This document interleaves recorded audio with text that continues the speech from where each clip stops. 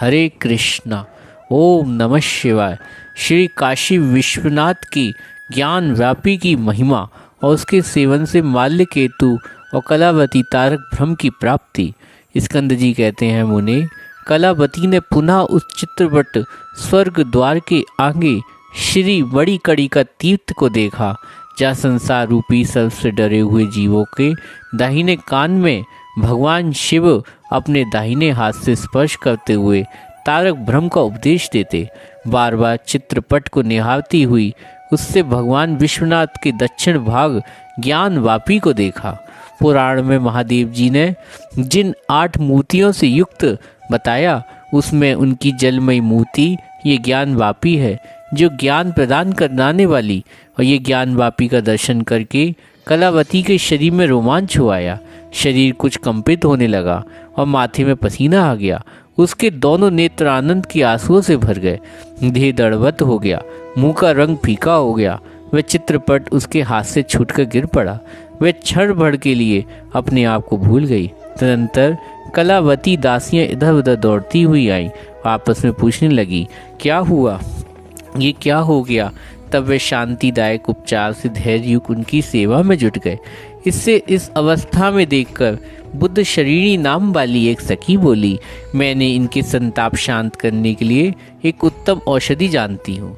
ये इस चित्रपट को देखकर तत्काल विकलता को प्राप्त हुई, अतः फिर उसी का स्पर्श करने से संताप रहित होंगी। बुद्धि शरीरी के कहने से दासियों ने कलावती के आगे उस चित्रपट को रखकर कहा, रानी जी, इस चित्रपट को देखिए, जिसमें आपको आनंद देने वाला कोई इष्टदेव विराज रहे हैं। चित्रपट का स्पर्श प्राप्त होते ही कलावती मूर्छा त्याग कर सहसा उठ बैठी। फिर उसने ज्ञानदायिनी ज्ञान वापी को देखा। चित्रपट में अंकित उस ज्ञान वापी का स्पर्श करके उसने जन्मांतर का वैसा ही ज्ञान प्राप्त कर लिया जैसा कि पूर्व जन्म में था। तब उसने प्रसन्न होकर अपनी दासियों से पूर्व जन्म का वृतांत कह सुनाया। कलावती बोली, पूर्व जन्म में मैं ब्राह्मण की कन्या थी और काशी विश्वनाथ मंदिर के समीप ज्ञान वापी के तट पर प्रसन्नतापूर्वक खेला करती। मेरे पिता का नाम हरि स्वामी और माता का नाम प्रियमंदा और मेरा नाम सुशीला था। इस समय ज्ञान वापी को देखकर मैं क्षण में मुझे ये पूर्व जन्म का ज्ञान हो आया। कलावती की ये बात सुनकर बुद्ध शरीणी तथा सब दासियों के हर्ष में भरकर बोली, अहो, जिस तीर्थ का ऐसा प्रभाव, उसका दर्शन हमें कैसे प्राप्त हो सकता है। कलावती रानी, आपको नमस्कार। आप हमारी मनोकामना पूर्ण करें। राजा से प्रस्थान करके हमको वहीं ले चलें। जो चित्रपट प्राप्त होने पर भी आपको ज्ञान देने वाली हुई, वह अवश्य ही नाम से ज्ञान वापी कहलाने योग्य है।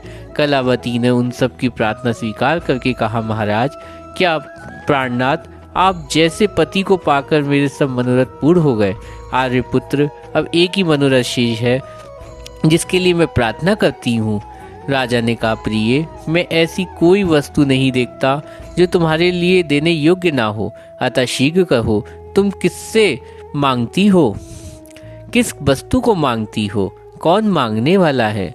हम दोनों का आपस का बर्ताव जो भिन्न भिन्न व्यक्तियों की भांति नहीं, राज, कोष, सेना और दुर्ग, अन्य जितनी भी वस्तुएं हैं, वे सब तुम्हारी हैं और मेरी कुछ भी नहीं। मैं नाम मात्र भी इनका स्वामी हूँ। कलावती बोली, नाथ, मुझे शीघ्र ही काशीपुरी पहुँचाइए। राजा माल्यकेतु ने कहा, प्रिय, यदि तुमने काशी जाने का निश्चय कर लिया तो अब मुझे यहाँ रहने की क्या आवश्यकता, अतः हम दोनों काशी चलना चाहिए।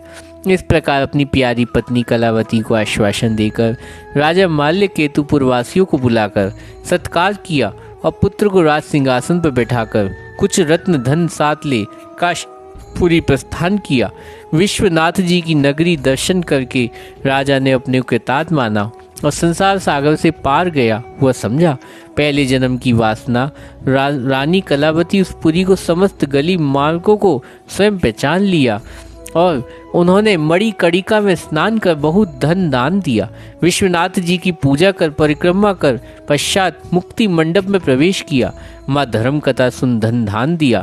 फिर राजा ने सायंकाल महापूजा की और रात में जागरण किया।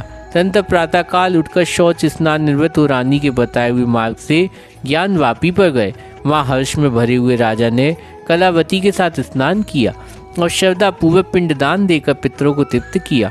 माँ सुपात्र ब्राह्मणों को स्वर्ण रजत दान किए। फिर दीनों, अंधों, दरिद्रों, अनाथों को धन संतुष्ट करके नरेश पारणा की तथा रत्नमय सीढ़ियाँ लगवाकर ज्ञानवापी का संस्कार कराया।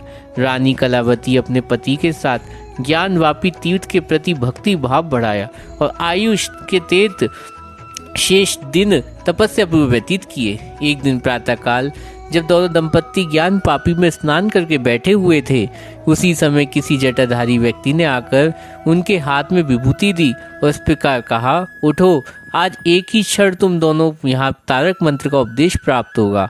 उस जटाधारी तपस्वी के इतना कहते ही आकाश से तेजस्वी विमान आया और सब लोगों को देखते देखते भगवान शिव उस विमान से उतर कर उन्होंने उन दोनों पति पत्नी के कानों में स्वयं ज्ञान का उपदेश किया और उपदेश के अनंतर अनिवर्ची परम ज्योति रूप व श्रेष्ठ विमान आकाश मार्ग को प्रकाशित करता हुआ तत्काल ऊपर को चला गया और महादेव जी भी अपने परम धाम चले गए। स्कंद जी कैसे तब से ज्ञानवापी तीर्थ का महत्व संसार में सबसे अधिक हो गया। ज्ञानवापी भगवान शिव की प्रत्यक्ष मूर्ति एवं ज्ञान उत्पन्न करने वाली है। हरे कृष्णा। ओम नमः शिवाय।